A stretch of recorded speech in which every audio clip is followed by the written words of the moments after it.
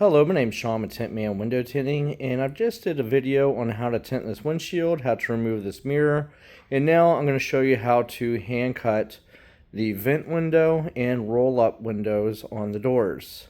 What you're going to need for this is your tape measure, frog tape, red dot alpha knife, file, and obviously the window film itself. This is XPEL XR Plus 70. So the reason why you need the tape is because you have felt on these doors. Very popular in the 80s and 90s. So what you do is you just put tape very far in there to where your film is not going to hit those little tiny hairs, and it's not going to bleed out into the film when you go to use your soapy water. Next, your tape measure. The biggest thing about measuring your window is a lot of people will measure from here to here. The problem with that is when you go straight up, your film won't be long enough. So you got to make sure you start from here or angles like that, and then come past. Now we got a little extra for just in case something goes wrong. So I pretty much just put my factory edge down at the bottom. What I do is I'll just put my knife in the middle of that box. That way I have a 20-inch and a 20-inch for each side.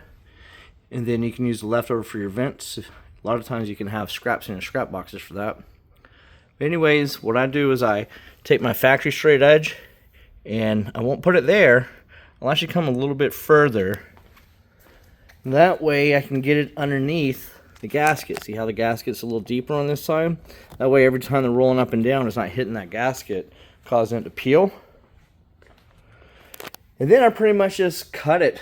I just go on this particular vehicle, I just go ahead and take my knife and just go all the way around. And then when I go to install it, it's going to be a little big.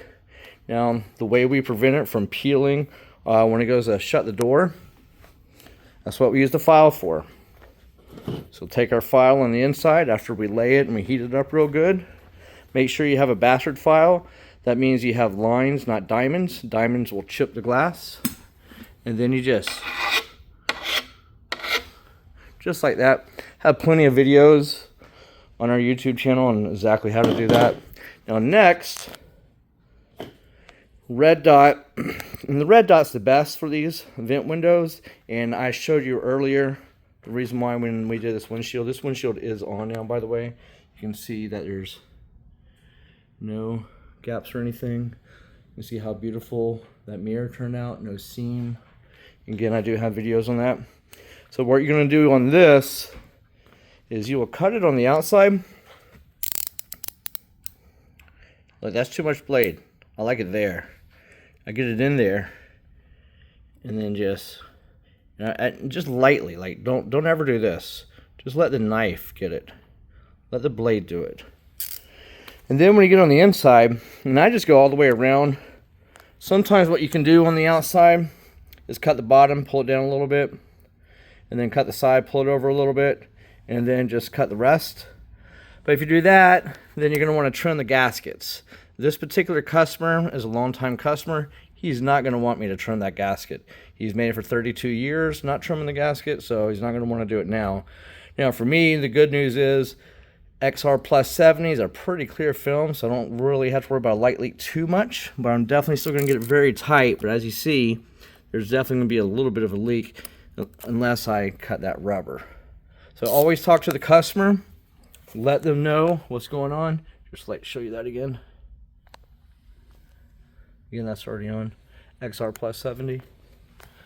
So anyways, for other tips, tricks, more information about our window tinting services, you go to our website, click on our YouTube channel, and go ahead and follow us at tintmanfl.com.